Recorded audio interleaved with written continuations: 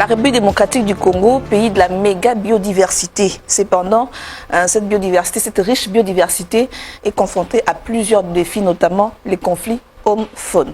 Mesdames et messieurs, bonjour. Amis de la nature, merci de vous joindre à nous pour cette tranche écologique Objectif Vert qui aborde aujourd'hui la problématique du conflit homme-faune ou encore homme-animal.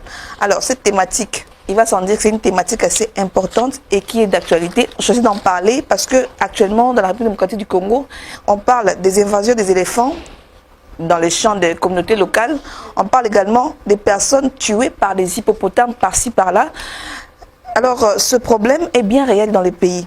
Pour en parler, nous recevons pour vous aujourd'hui le député national Célestin Angelema Bokoué. Il est élu du territoire de Monkoto dans la province de la Chuapa. Il est membre de la commission environnement de l'Assemblée nationale, mais il est également coordonnateur du réseau des parlementaires pour la gestion durable des écosystèmes forestiers d'Afrique centrale. Honorable, bonjour. Bonjour madame. Merci de faire l'honneur à cette émission, d'être avec nous pour aborder cette question assez épineuse, mais surtout d'actualité. Merci madame. D'abord, vous voulez massacrer mon nom, c'est Engelemba. Engelemba. C'est pas en français, mais c'est Engelemba, c'est bon. Merci. Merci de nous conseiller ça. Je suis très content d'y être. D'accord. Pour parler de cette thématique émergente. Oui, oui. Ces derniers temps. D'accord. Où par moment, depuis un temps, dans notre pays, c'est comme si cette thématique était oubliée ou négligée. Tout à fait. Mais pourtant, dans d'autres pays de la région, la thématique est très avancée. Tout à fait. En ANTDG, je peux vous dire que dans d'autres pays, par exemple le Gabon, il y a un ministre des eaux et forêts en charge des conflits homme-faune. Un ministre. Ça, c'est vraiment avancé. Alors, honorable, avant de poursuivre, on va permettre aux téléspectateurs de comprendre le concept conflit homme-faune. Ça veut dire quoi? Dans un petit document d'à peine 1 minute 30, imagé, pour vous permettre de comprendre ça veut dire quoi. Et on se retrouve tout juste après.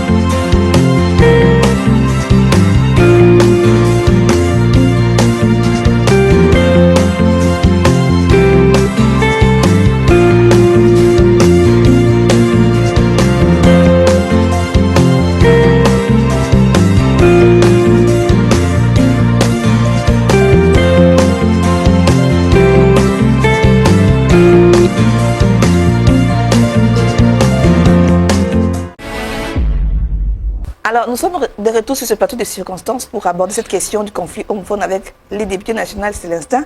Célestin, pour ne pas massacrer son nom une deuxième fois, je vais m'arrêter là. Engelemba. Engelemba.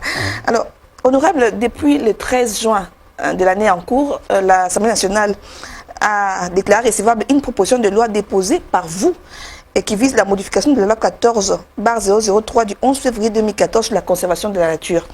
Il va sans dire que cette loi vise, entre autres, à rendre la gouvernance environnementale plus inclusive, équitable, mais surtout adaptée aux réalités locales, mais surtout actuelles. Est-ce qu'on peut comprendre l'intérêt de cette loi que vous avez déposée et qui a été déclarée recevable à l'Assemblée nationale? Merci, madame, pour ces préalables. Oui. Il est vrai que dans la législation congolaise, on ne parle pas du conflit homme-femme. Okay. La loi 14 qui a été promulguée pour la gestion de l'environnement, donc la loi 14 sur la conservation de la nature, dans cette loi, on n'a pas touché cet aspect des choses. Okay. Donc la loi et la loi congolaise d'une façon générale, et la loi 14 qui a été promulguée, on n'a pas touché de cet aspect-là. La loi est restée miouette sans parler de ça. La population peut comprendre, et puis nous aussi, nous pouvons comprendre que si l'homme tue un animal protégé, rapidement, il est arrêté, traduit en justice. Tout à fait.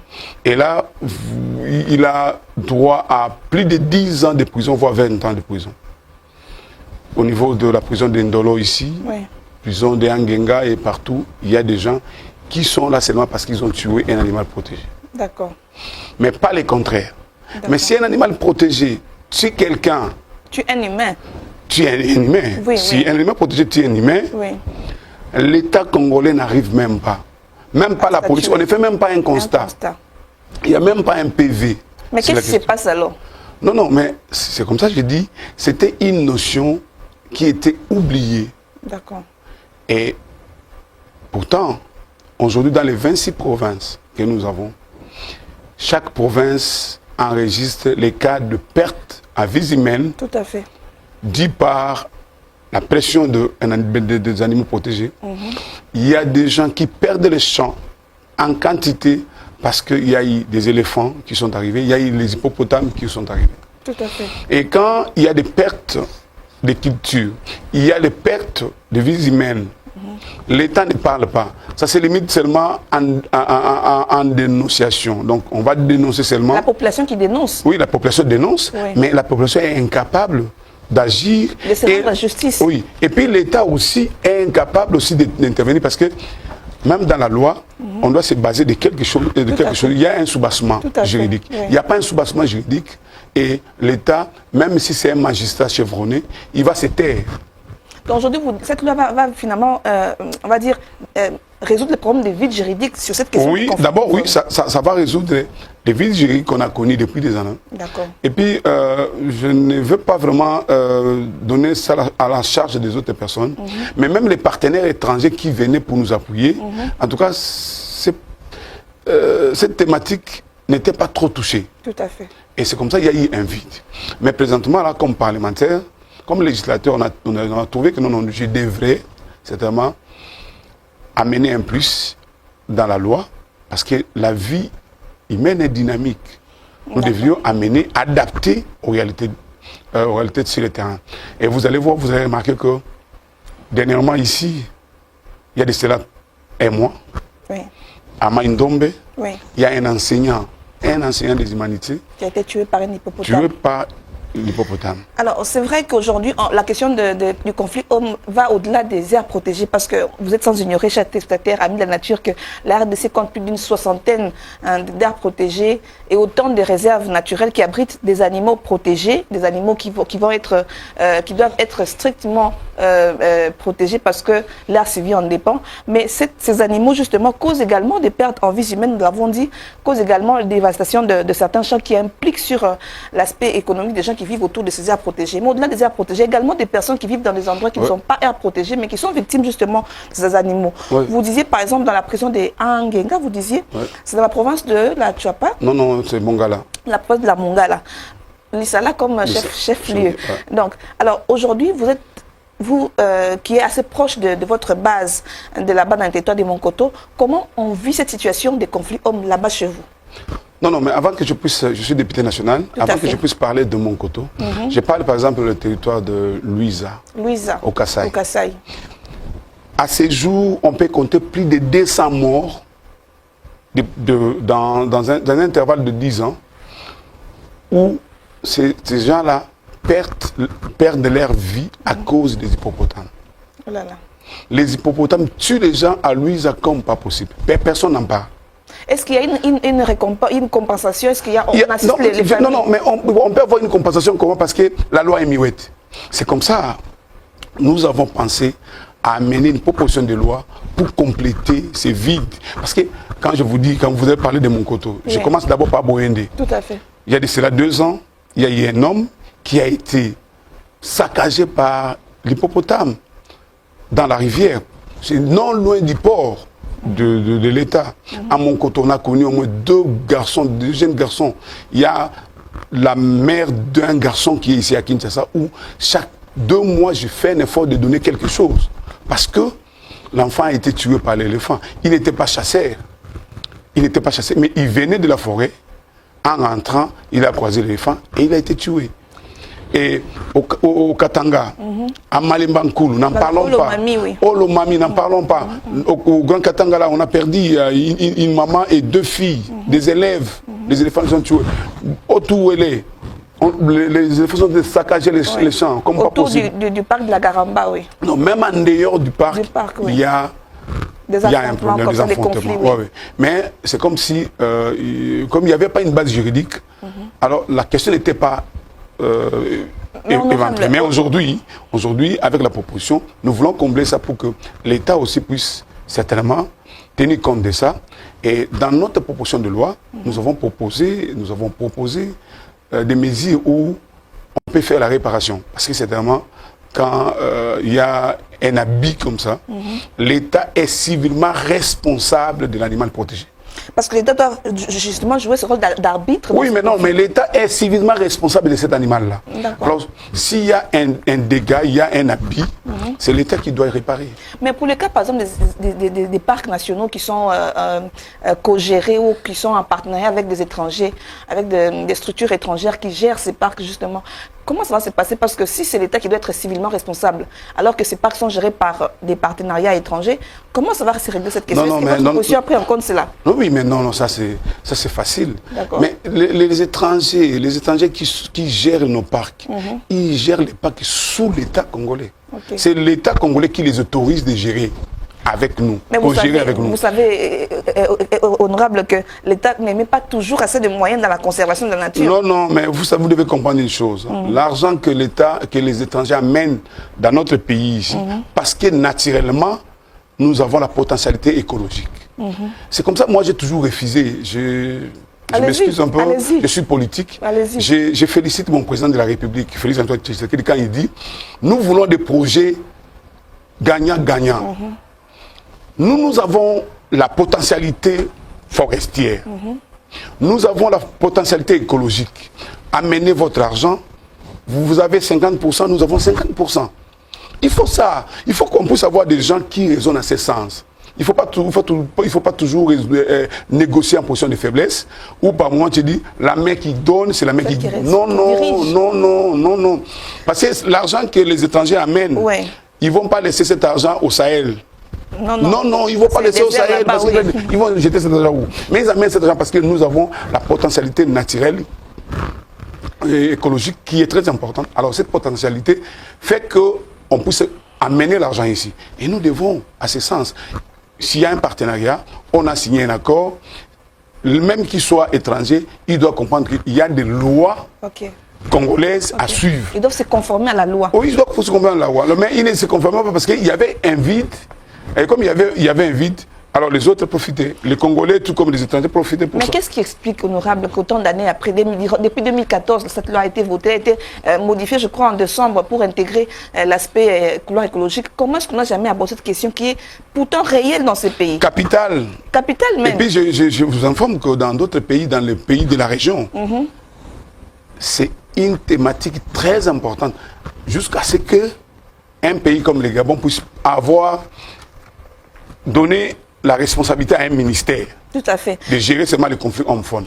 C'est pour dire que non, c'était capital. Pour d'autres pays, ils ont compris ça avant, mais nous, on a eu un retard. C'est comme ça que, cette fois-ci, la loi, les mandats passés, on a proposé ça. On pensait que ça va aller, mais c'était bloqué. Okay. Mais ces mandats, Dieu nous a aidés pour que la recevabilité puisse être... Donc l'année passée, vous avez proposé la même loi, mais qui n'était pas passée. Non, non. L'année passée, vous n'étiez pas membre de la commission environnement? Non, j'étais membre de la commission environnement. Non, mais vous savez, il y a des pesanteurs. Okay. Parce que cette question-là, il y a beaucoup de personnes qui ne voulaient pas mettre la valeur centrale de l'homme dans la conservation de la nature. On parle dans l'œuvre que l'homme est au centre de la conservation. Mais dans la réalité, c'est autre chose. C'est comme ça aussi.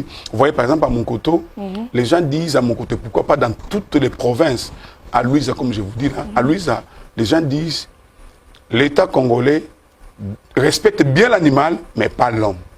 Pourtant que l'État n'avait pas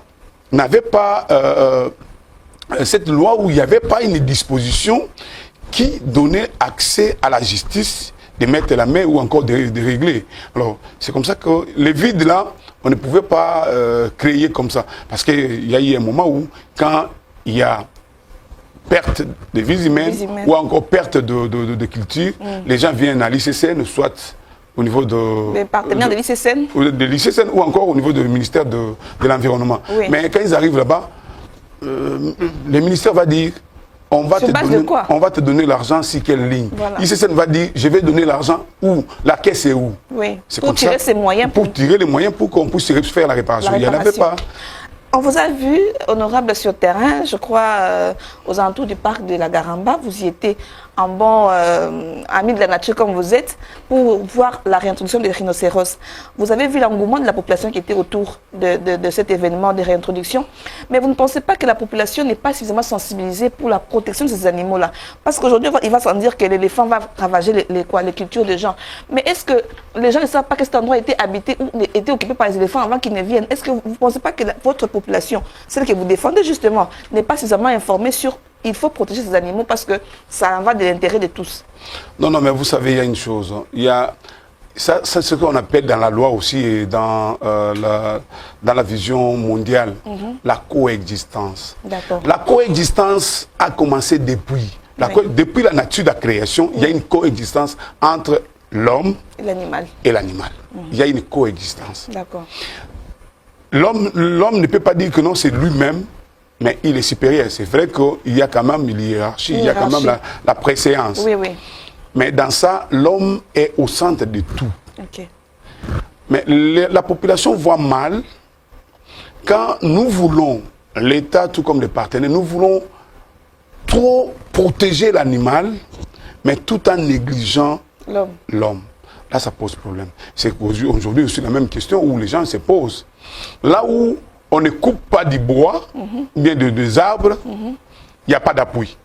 Mais là où on coupe, l'État ou encore le partenaire envoie de l'argent là-bas.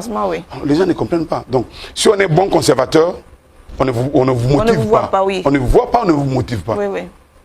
Il y a des régions comme l'Équateur, il y a Maïndombe, il y a Oriental, là où on protège les Bazouélés, là où on garde bien la forêt. Vous ne trouvez pas même pas $1 de l'argent qu'on appuie les conservateurs locaux. Non.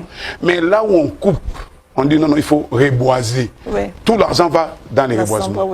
Ça, c'est un monde à l'envers. Alors, nous voulons que ça puisse changer. Alors, la population, même quand on a amené les rhinocéros, on dit, OK, ici, dans la région de Garamba, il y avait des rhinocéros blancs à l'époque, mais qui sont partis. Mais avec l'effort du gouvernement, on devait... Ils sont partis à cause du braconnage fait par la population, n'est-ce pas? Oui, par la population et puis les étrangers, bien sûr. Les étrangers qui venaient du Soudan. Alors, mais quelque part là, ils étaient contents de voir ça. Mais ce qui nous manquait, c'est que quand on met du poids, on met de l'argent pour la protection des animaux, tout comme de quoi là, il faut aussi compter la vie de la population. Moi, comme parlementaire, je ne peux pas seulement être du côté de... La population? Non, non, du côté seulement de l'animal. Non, non, mais il faut faire l'équilibre. Donc, mais moi, je parle de la sensibilisation. Est-ce que vous avez prévu la sensibilisation des communautés vivantes? Oui, oui, dans la loi, et d'ailleurs, ça, nous allons parler avec les partenaires et pourquoi pas les gouvernements, nous devons sensibiliser. La sensibilisation, c'est une grande activité qui nous attend dès lors que on termine la séance avec le Sénat et il y a la promulgation de la loi par le président de la République. Tel qu'est modifié, tel que modifié, oui. S'il y a déjà la main du chef de l'État, nous allons, même avant, nous allons commencer avec la sensibilisation. Je vais vous dire qu'à Maniema, au Maniema, à 30 km de chef-lieu, il y a une maternité d'hippopotame. Mais cette maternité d'hippopotame pose des problèmes aujourd'hui. Il y a, par refoulement, on tue les hippopotames, et de l'autre côté, les hippopotames saccagent les champs, ils tuent les gens, mais il n'y a pas une sensibilisation. Donc, quelque part là, il faut sensibiliser, que cette thématique puisse vraiment toucher les gouvernements, pour qu'aujourd'hui, dans toutes les provinces, nous puissions parler du conflit homme-faune, afin que les gens puissent comprendre que si vous voyez ça, si vous voyez un éléphant à côté de son enfant, de son petit, il faut pas être là, il faut s'éloigner. Il y a par moment, vous voyez, je connais, dernièrement ici au Gabon, j'ai vu, il y a un éléphant, un petit éléphant, mais quelqu'un veut prendre la photo à quelques 3 mètres. Sans tenir compte de la distance. Sans tenir compte de la distance, et puis sans tenir compte, il ne savait pas il ne croyait pas que la mère était à côté. Et quand la mère est venue, direct, il a tué la personne à bout portant. Il s'est senti en danger? Non. C'est la mère qui est venue vers la personne et puis il a tué la pour personne. sentir que son petit était en danger. Oui, il a trouvé que non, le petit était en danger. Pourtant que les petits mangeaient, mais la personne voulait se prendre. Donc là, il y a un problème. Travail de sensibilisation. Donc il faut sensibiliser et arriver à... Dans la suite du projet de la loi, nous avons pensé, c'est une question que je devais arriver, nous avons pensé à solliciter une caisse de réparation. Une caisse nationale de réparation qui pourra, s'il y a un cas de dégâts, on se réfère à cette caisse pour faire la réparation de ça. Alors, vous avez parlé régulièrement ici de la question de Libreville. Il s'est tenu du 9 au 10 juillet dernier à Libreville une conférence sur la criminalité environnementale, mais également sur les conflits homme-faune, en marge de la 20e réunion du partenariat pour les forêts du bassin du Congo. Vous avez certainement participé à cette rencontre sous-régionale où la Comifac a soutenu le fait que la conservation devrait être le moyen de développement et de sécurité des communautés vivant autour et qui dépendent des aires protégées. Vous avez été là-bas, c'est vrai, au nom de la RDC. Vous avez vu les niveaux d'avancement de ce problème ou de cette problématique. Vous, en tant que député venu de la RDC, qu'est-ce que vous avez dit là-bas? C'est vrai que nous ne sommes pas à ce niveau, mais qu'est-ce que vous avez partagé avec eux? Bon, la première des choses, c'était quoi? Parce que autrefois, on n'avait pas. Mais comme on est dans la mondialisation, même Comifac, ils étaient déjà informés. Comme je suis le coordonnateur national du REPAR au niveau de la RDC, ils étaient informés qu'en RDC, il y a déjà une proposition de déposer dans le cadre de conflits homme-faune. Quelque chose qui n'était pas avant. Ils ont demandé que je puisse aller particulièrement pour donner aussi l'expérience de la RDC dans cette matière, dans cette thématique. C'est comme ça que j'ai eu cette opportunité d'y aller. Et nous avons parlé, nous avons échangé avec les autres. On a vu les expériences des autres. Et puis j'ai donné l'expérience de la RDC. L'expérience négative alors? Non, bien sûr, négative, parce qu'il y avait, jusqu'à aujourd'hui, c'est un chantier qui est nul. Il n'y a pas de séances de sensibilisation, il n'y a pas l'encadrement de la communauté. Il n'y a pas de frais de réparation? Il n'y a pas de frais de réparation. Mais pourtant, là-bas, il y a des partenaires, beaucoup de partenaires. Il y a FAO, il y a WWF, il y a GIZ, il y a d'autres partenaires qui n'interviennent que sur la question. La question des réparations. La question du conflit homme-faune. D'accord. Et jusqu'au niveau que le gouvernement lui-même a mis en charge un ministre qui est général, il est aussi général, c'est vraiment un général d'armée, mais qui a la charge des eaux et forêts aussi conflit homme-faune. Ça prouve que non, de l'autre côté, à partir dans la région, dans d'autres pays de la région de l'Afrique centrale, du Comifac, ils ont vraiment beaucoup d'informations et puis c'est un peu avancé. Mais chez nous, ce n'était pas encore là, mais avec le dépôt de cette proposition de loi, ils ont pensé que je puisse aller pour expliquer et voir comment nous pouvons échanger dans les jours qui viennent.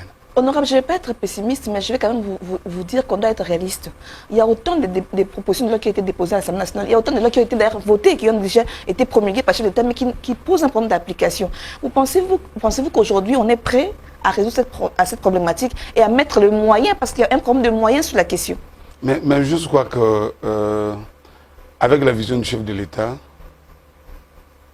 il va faire, parce que moi-même particulièrement, je suis le premier vice-président des groupes parlementaires IDPS appelé Peuple d'abord.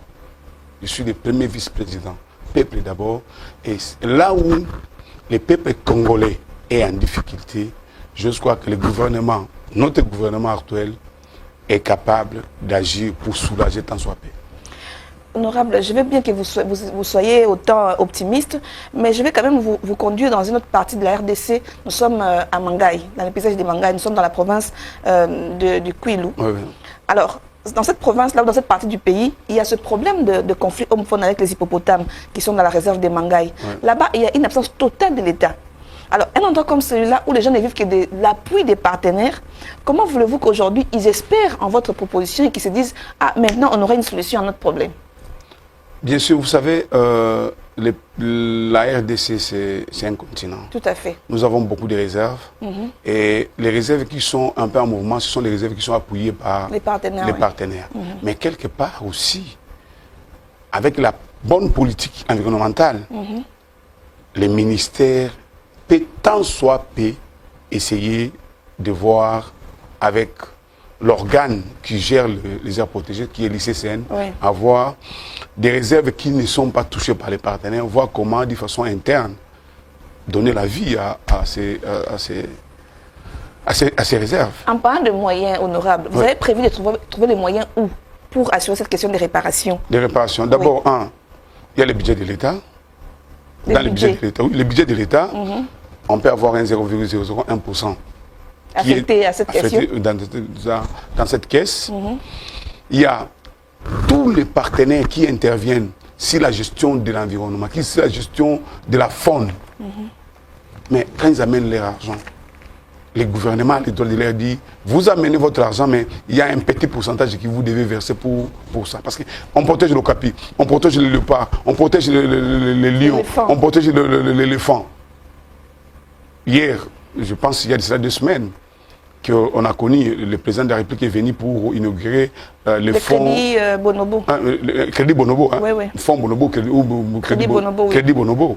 Alors, cet argent vient pour protéger les bonobos. Mais les bonobos sont parmi... les bonobos est parmi les animaux ou les animaux qui font des dégâts. Vous savez, à Bassan Kousoukoma, les bonobos ont tué les gens, ils ont saccagé les gens. À Lomako aussi. Vous comprenez? Alors, quand vous avez des fonds qui viennent seulement pour protéger les bonobos, alors on peut enlever un 0, quelques pourcents pour réparer les dégâts causés par les bonobos. Donc, quelque part là, je pense que pour cette caisse-là, ça ne posera pas un problème. Alors, merci, je préfère être optimiste comme vous. Alors, on va quand même chuter avec cette tranche écologique. Honorable, vous avez dit que vous êtes au niveau du dépôt de la proposition au niveau de l'Assemblée nationale. Quelle est la suite par rapport à cette proposition de loi? La suite, c'est quoi? La suite de cette proposition, la proposition est déjà passée. On a déjà envoyé ça au niveau de la commission. Donc, dès qu'on rentre en session de septembre... De septembre prochain? La commission d'environnement va... La commission à laquelle vous faites partie? Oui, bien sûr, mais je ne suis pas président, mais il y a un bureau. Alors la commission va nous inviter pour les débats. Il y a des choses qu'on peut enlever, il y a des choses qu'on peut ajouter, parce que dans cette proposition-là, il n'y a pas seulement les conflits hommes-femmes. Il y a la question de gestion de plaintes. Mécanisme de gestion des plaintes. Qui est là, à l'intérieur. Il y a la question de la pêche guidée. Vous savez qu'en RDC, nous n'avons pas de poissons qui sont protégés. Mais il y a des méthodes de pêche qu'on ne veut pas. Alors, la loi 14 a prévu quand même que même dans les aires protégées, on peut faire la pêche. Nous voyons le parc national de Virunga. Il y a la pêcherie. Il y a beaucoup de pêcheries. Tout à fait. Alors, mais il faut qu'il soit encadré. Mais il y a des parcs... L'encadrement des pêcheurs. Des pêcheurs. Comme dans les Olomami aussi. Dans les Olomami aussi. À côté du Upemba, je crois. Upemba aussi. Vous voyez, mais il y a des moments où on dit break, personne ne peut entrer. Lors de la fermeture. Oui, mais pourtant que la loi autorise, quand il y a la faim, il y a la famine, quand il y a la question des recherches, les gens sont autorisés d'y arriver. Okay. Mais qu'il faut que ça soit guidé. Ouais. Il y a la question de voir un peu d'autres zones qui sont en dehors des aires protégées, des zones traditionnelles qui étaient autrefois, il y a les peuples autochtones qui faisaient leurs totems, par exemple, les rites. Ouais. Des zones là, que l'État aussi puisse sanctuariser ça? Non, reconnaître ça, parce que ce sont des zones où on dit telle semaine ou bien tel jour, les gens sont là-bas, ils sont en train d'être en train de tout ça. Alors, des zones comme ça, dans la proposition... Ces zones-là sont aussi classifiées aussi. Oui, bon, dans la proposition, ce sont des zones qui doivent être respectées. Mais cela n'est pas suscité encore notre débat, parce que vous allez encore mettre sous cloche certains espaces, alors qu'on en veut des gens, la population est en train de croître, vous voulez encore classifier certaines zones? Non, ce sont des petites zones, hein, mais c'est comme ça, nous ne voulons pas que nous puissions classer d'autres zones, nous amener, parce que la population ne veut plus de ça. Tout à fait. Donc, parce que par moments aussi, la population ne se retrouve pas dans beaucoup de choses, et c'est là où ça pose problème. C'est là où parce que si la population est mise au centre, les activités alternatives sont plus orientées dans la vie de la population, je crois que la population aussi va sentir que nous voulons le parc. Et c'est comme ça, dans votre question que vous avez dit, dans d'autres pays, on a compris que la conservation doit être le moteur de l'économie, le moteur du développement. Oui. Mais si il y a beaucoup de partenaires qui viennent, si les gens viennent pour protéger, mais ils ne donnent pas une motivation, ils ne donnent pas un tonus au gouvernement, là ça pose problème. Ça pose problème et puis nous allons toujours continuer à dire non, ils sont là seulement pour protéger la forêt, ils sont là seulement pour protéger les animaux mais pas l'homme.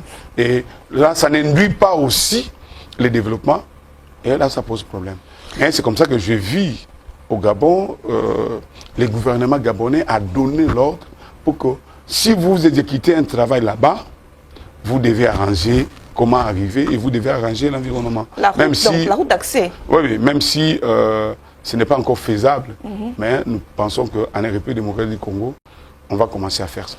Alors, pour vraiment chuter, vous l'avez dit, coordonnateur du réseau des parlementaires pour la gestion durable des écosystèmes forestiers de l'Afrique centrale. En RDC. En RDC, ouais. Un petit mot par rapport à la situation des forêts, on ne va quand même pas y échapper. Les forêts font face à cette question de déforestation à grande échelle. Il y a ce besoin de lever l'histoire sur le moratoire. Vous, en tant que président de ce réseau, qu'est-ce que vous pouvez dire par rapport à la gestion des forêts en RDC? Non, madame la journaliste, vous savez, jusqu'à aujourd'hui, nous avons un problème de la politique forestière. D'accord. Il y a encore le problème. Je crois que le ministère de l'Environnement se bat pour ça. Tout à fait. Excuse-moi d'encore revenir, de parler de Gabon. Allez-y. Les Gabonais ou la République démocratique du Gabon, la République du Gabon a initié une zone économique. Oui. Où l'exploitation du bois, personne ne peut exploiter le bois ou bien exporter le bois sans le gouvernement. Sans l'accord du gouvernement? Non. Vous venez avec votre bois, coupé où vous amenez dans la zone économique. C'est là où vous trouvez tout. C'est là où on va travailler, transformer. Et si vous avez besoin du bois, vous achetez là-bas. Dans cette zone économique? Dans la zone économique. C'est-à-dire, vous achetez là-bas. Tu as besoin de autant de mètres cubes. Vous achetez là-bas et l'argent directement à la caisse de l'État. D'accord. Il y a des jeunes gens qui sont à côté. Il y a beaucoup de boulot parce que on transforme là-bas, on amène là-bas le transport, on transforme là-bas, on prend même tout ce qui est là-bas, même faire les papiers, tout ça, c'est dans la zone économique. Il y a, comme on dit ici, caisse unique, non, il y a quelque chose qu'on parle. Des guichets uniques. Guichets uniques et tout ça là, c'est dans cette zone-là. Vous coupez les bois à l'est ou à l'ouest, vous devez amener dans la zone. Il y a un problème de transport. La RDC, c'est un pays continent, vous l'avez dit vous-même. Oui, mais on peut, même là, ils ont un site, mais la RDC peut faire 2-3 sites. Oui, par rapport à la grandeur du pays. Oui, parce que vous voyez aujourd'hui, par exemple, allez à Kinkole ici. Oui. Mais madame la journaliste, vous allez regretter. Moi, je vous dis, vous allez voir la pile de bois jusque-là. Qui sont exportés. Qui sont exportés, bruts, à l'état brut. Oui. Mais qu'est-ce que nous avons? C'est un manque à gagner pour l'État. C'est un manque à gagner pour l'État. C'est comme ça que je vais vous dire. Voyez là où il y a les minéraux. Vous trouvez là où il y a les minéraux. Voyez comment les maisons sont en train de pousser comme. Mais là où il y a la forêt, là où il y a les bois, il n'y a rien. Alors, ça nous pose même la question, nous de la forêt, nous forestiers, on s'est dit, donc la forêt n'a pas d'importance. Les bois n'ont pas d'importance. On vend des bois à vil prix chez nous. Pourtant que les bois, par moment, est plus que les diamants. Tout à fait. Mais l'argent de bois est où? Là où il y a des bois, il n'y a pas de ponts, il n'y a pas de routes, il n'y a pas de maisons. Alors, on s'est dit, on est pays solution. Mais le pays solution, c'est d'abord par rapport à cette potentialité forestière que nous avons. Oui. Mais ça donne quoi? On ne doit pas de carbone. On parle de carbone. Mais pour avoir cet argent, le président a fait tout pour qu'on amène chez CAFI 500 millions de dollars américains. Oui. Mais cet argent-là, on ne sait même pas comment ça se gère. Il va où? Est-ce que la communauté a ça? Non.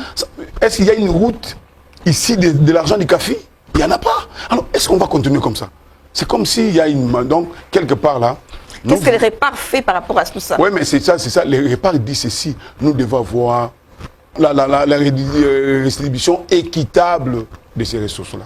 Les Répar a vraiment un chapitre sur la gestion des forêts. La gestion des forêts et sur la répartition équitable de ces ressources. Là, nous allons commencer. Je crois que vous serez invités quand on va penser de cet atelier de comment on doit répartir d'une façon équitable les acquis ou les revenus de nos ressources naturelles. Présentement, là, il y a des provinces qui sont nantis et des provinces pauvres. Ben, comme jusqu'aujourd'hui, la caisse de péréquation ne fonctionne pas normalement, ça pose problème. Tout à fait. Et c'est comme si les bois qui sont venus de provinces forestières, l'Équateur oriental, Bazouélé, tout ça là, Maïngombe, c'est comme si par moment, on ne fait rien. C'est comme si le bois n'a pas d'importance. Mais ailleurs, les bois ont une importance. Et puis, par ces bois-là, ça doit induire le développement du milieu. Voilà. Donc, c'est ce que nous pensons. Et je crois que avec la détermination de notre chef de l'État, on est arrivé là. Bon, avec la détermination du chef de l'État, on va y arriver. On va quand même finir par ces mots. La gestion de conflits homme-faune est un défi complexe qui nécessite une approche holistique, tenant compte des dimensions sociales, économiques, écologiques, mais surtout culturelles.